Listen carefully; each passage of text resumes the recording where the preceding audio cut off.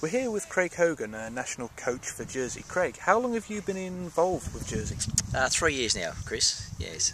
So what have you been able to achieve over these past 3 years? Well, I'd like to think that we've actually changed our, the environment a little bit, where, for especially with our high performance areas, and looking to, just really develop a culture a little bit, so that the emphasis is on more trying to be better and play better right across the age groups and into our senior side.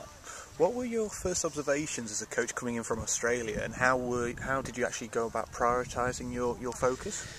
It's not dissimilar anywhere. I think whether you're coaching at club level or at island, national level, or where it is, it's the matter of getting to know your players and getting to know them as people, and then from that situation, then working out, well, how can I actually get the best with these people to go where we want to go, and that's just been luckily for me, I've had this time with the 3 years with a number of players on the island, and because it's a smaller population and a smaller cricket playing population, you do get to know.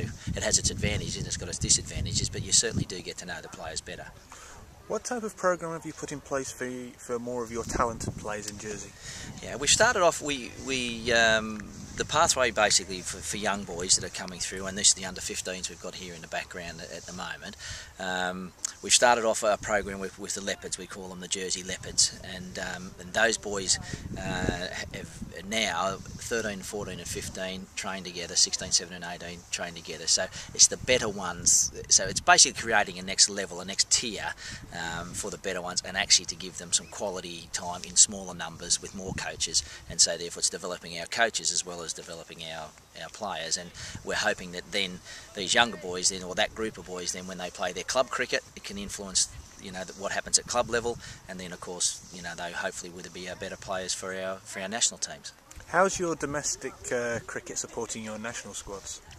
The domestic cricket, the clubs, the boys will play on a Sunday afternoon in Division 1, and then Saturday afternoons in Premier Cricket, and that's been a big change in the last few years, is the number of young boys that are actually playing Premier Cricket and doing well against men in senior cricket.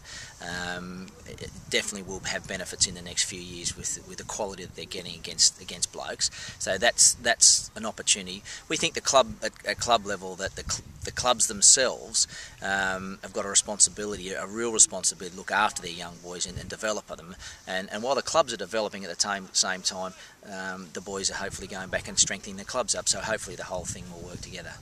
How's your coaching philosophy or methods or approach or style, how has that changed over the past number of years while you've been in Jersey?